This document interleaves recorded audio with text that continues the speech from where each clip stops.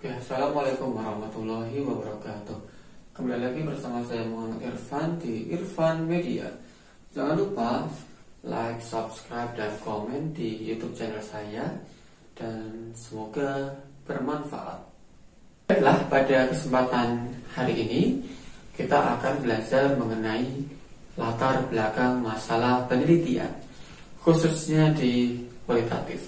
Tetapi sebetulnya latar belakang masalah itu bersifat umum, artinya kualitatif iya, kuantitatif iya, R&D iya, mixed method iya, ya semuanya ya, seperti itu.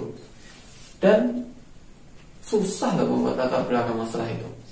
Susahnya kenapa? Karena ya kita harus memberikan alasan kenapa kita harus melakukan penelitian, kemudian posisi penelitian kita di mana, dan banyak hal. Nah, di latar belakang masalah itu ya banyak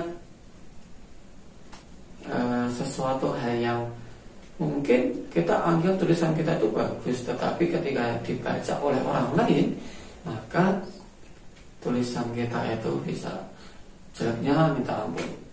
Ya, saya sering dikomentari pedas oleh reviewer dan artikelnya di reject. Oke, kita lanjut ya, latar belakang masalah. Khususnya ini adalah di bab pendahuluan kalau di tugas akhir skripsi, tesis ataupun disertasi. Yang harus ada di latar belakang masalah itu ada banyak. Tetapi sebelum itu kita mau ngomong masalah, kenapa sih harus membuat latar belakang masalah? Apa sih fungsinya? Apa tujuannya? Latar belakang masalah itu seperti garis besar keseluruhan artikel ataupun penelitian yang akan kita lakukan. Jadi ketika seseorang membaca judul nih pertama kali, interferensi berpikir siswa dalam memahami konsep perbandingan. Menarik nih judulnya. Kemudian baca latar belakang masalah. Interferensi itu ini ya. Sudah ada yang meneliti. Ini bagus ini. Ini beda ya dengan penelitian yang lain. Oke, dilanjut membacanya. Dan mungkin nanti sampai di bahkan daftar pustaka itu juga ikut dibaca. Tetapi beda ketika judulnya interferensi berpikir siswa dalam memahami konsep perbandingan. Bagus judulnya. Kemudian dibaca latar belakang masalah. Paragraf pertama sudah bikin bosan. Karena apa?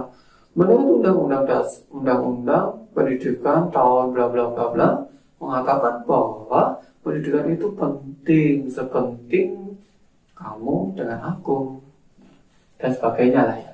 Akhirnya sesungguhnya dalam matematika bersifat abstrak ya, kayaknya ada template-nya ya, ada template latar belakang masalah.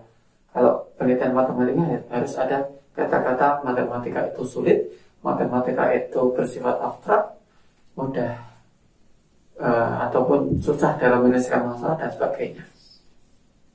Tidak masalah, asal Anda bisa menyampaikan dalam bentuk hal yang lain. Dan di latar belakang masalah itu jangan bertele-tele. To the point aja langsung. Yang jelas Anda harus mengulas variabel yang akan diteliti. Nah, perhatikan judulnya dulu lah.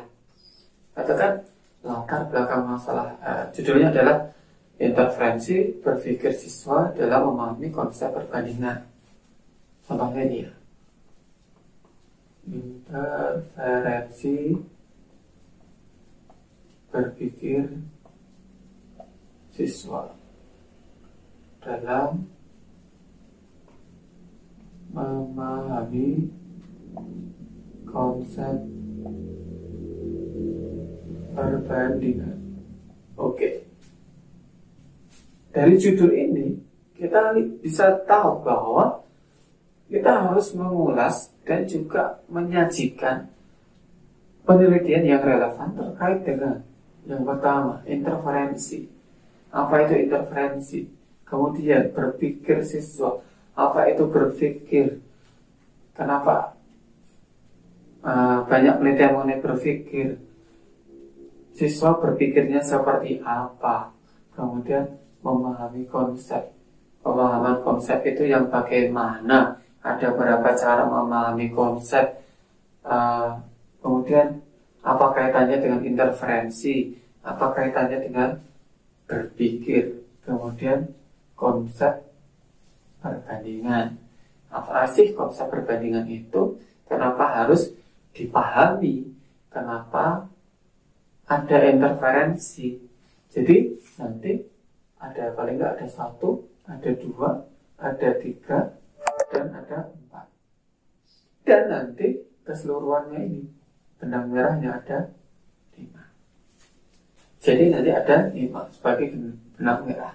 Ketika sudah di 5 ini berarti Anda biasanya berdasarkan paparan data di atas ataupun berdasarkan ulasan sebelumnya, berdasarkan bla bla bla bla, atau oleh karena itu peneliti bermaksud untuk meneliti mengenai interferensi berpikir siswa dalam memahami konsep perbandingan. Harapannya adalah bla bla bla bla. Biasanya seperti itu. Nah, apa sih yang harus ada di latar belakang masalah? Yang pertama,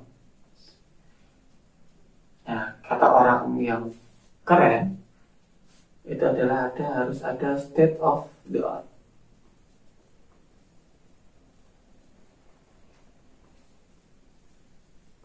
Ya, apa itu? Jadi state of the art ini adalah perjalanan setiap variabel yang kita teliti. Jadi misalkan ini judulnya adalah interferensi berpikir siswa dalam memahami konsep perbandingan. Interferensi itu apa? Jadi langsung aja kenalkan interferensi. Interferensi itu apa? Perjalanannya dari mana? Oh, dari tahun 1900 sekian. Dikenalkan oleh siapa? Anderson, misalkan. Kemudian perjalanannya seperti apa? Oh, ada interferensi, ada yang mengatakan cognitive bias, ada yang mengatakan retrieval failure dan sebagainya. Oh, di situ ada. Kemudian sampai, jadi nanti tahunnya runtut. Jangan sampai jomplang banyak. Jadi misalkan di sini 1980 tiba-tiba langsung ke 2010. Nah ini kan jauh banget. Lebih baik langsung dari ini ada perkembangan timeline-nya banyak hingga nanti 2020. Apa saja yang telah dikerjakan oleh berbagai peneliti ini. Nah, selanjutnya juga berlaku di berpikir siswa memahami konsep dan juga di konsep perbandingan. Jadi nanti menyeluruh, ya. Tapi nanti ini cukup singkat-singkat saja karena nanti lebih dalam ini dikaji di kajian literatur. Ya, di bab 2 kalau di proposal ataupun di laporan tugas akhir. Tetapi kalau di artikel, nah itu ada yang memisah antara latar belakang dengan kajian literatur, ada yang menggabungkan jadi satu. Itu tergantung dari gaya selingkuh jurnal masing-masing. Selanjutnya setelah state of the art, yang kedua adalah gap. Ada gap, ada kesenjangan. Kondisi yang kenyataannya seperti apa, kondisi yang ideal seperti apa. Itu kan pasti ada kesenjangan. Contohnya nih, dalam memahami konsep perbandingan itu seharusnya siswa itu paham dan nanti ketika menyelesaikan masalah itu menjadi tidak salah, bisa menghindari interferensi. Nah, tetapi kenyataannya bahwa dalam memahami konsep, siswa masih banyak yang bermasalah, sehingga ketika disajikan permasalahan soal ataupun apalah, banyak yang salah dalam menyelesaikan soal, sehingga ada yang mengalami interferensi, sehingga ada sesuatu masalah yang harus ditelusuri di sana, harus dieksplorasi, harus diperdalam maknanya. Oke, ini ada gap analisisnya. Oke, jadi gap analisis itu nanti lebih meng-highlight ke keterikatan antar semuanya ini. Oke. Kemudian yang ketiga adalah ada novelty-nya. Ada novelty. Jadi ada keterbaruannya. Apa sih yang membedakan penelitian Anda dengan penelitian yang sebelumnya? Interferensi banyak, tetapi interferensi yang ada di saya itu yang seperti apa? Oke. Yang membedakan dari penelitian ini adalah interferensi biasanya adalah proses recall, retrieval, yaitu dalam menyelesaikan masalah. Tetapi saya ingin coba menelusuri bagaimana interferensi itu terjadi ketika memahami masalah dalam proses rehearsalnya, menyimpannya ke otak. Oke. Biasanya interferensi itu menggunakan teori pemrosesan informasi. Kalau saya menggunakan teori Amos, itu sudah banyak kebaruannya. Jadi Anda silakan. Jadi masalah kebaruan itu ada banyak sekali. Bisa kebaruan dari sudut pandang teori yang digunakan, bisa dari sudut pandang metode yang digunakan, ada sudut pandang banyak kali keterkaitan dengan variabel yang lain, banyak. Tetapi apakah cuma ganti kelas, ganti sekolah? Itu boleh sih, tapi kalau bisa yang lain, kenapa yang itu aja gitu. Oke, kemudian yang keempat selain novelty adalah urgensi. Mengapa penelitian ini penting dilakukan? Manfaatnya apa? Sumbangsih untuk ilmu pengetahuannya apa? Harus dijelaskan. Nah, keempat ini dalam kita menulis butuh latihan, dan ini nggak mudah.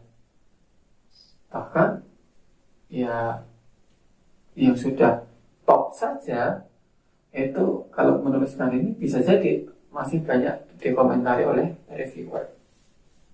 Tapi ada yang keren tuh, ada yang publish di jurnal G1 dan itu memang reputasinya luar biasa tanpa revisi. Luar biasa. Kemudian di latar belakang masalah itu paling nggak ada ini. Nah, ini jangan lupa dikasih referensi yang relevan, yang sifatnya adalah mendukung atau bahkan kontradiksi. Jadi bisa jadi nggak cuma mendukung, tetapi membantah penelitian. Jadi bisa posisi penelitian Anda itu akan membantah penelitiannya ABCD, seperti itu. Jadi semacam kritik itu bisa. Sehingga nanti dari keempat ini maka harus muncul research question. Harus itu muncul research question atau pertanyaan penelitian. Bagaimana kita akan menjawab penelitian tanpa kita punya pertanyaan penelitian. Jadi penelitian itu kan secara definisi itu kan adalah ingin menjawab apa yang dipertanyakan oleh kita. Contohnya, apakah mie ayam itu enak? Ya kita lakukan penelitian, kita coba eksperimen. Sekali oh enak, 2 kali oh enak, sampai nanti mungkin ganti bulan dicoba lagi, wah enak. Oh, kita punya kesimpulan mie ayam ini enak. Nah, sehingga ini latar belakang masalah menjadi sesuatu hal yang utuh dan enak untuk dibaca. Nah, jadi nanti setiap variabel itu pasti muncul referensi yang mendukung. Nah, katakanlah satu variabel itu ada 5 referensi. Kalau ini ada 5 yang dibahas, 5 kali 5, 25. Itu muncul di latar belakang masalah saja. Oke ya, cukup sekian. Semoga bermanfaat. Kita mengulas latar belakang masalah. Semoga bermanfaat. Assalamualaikum warahmatullahi wabarakatuh.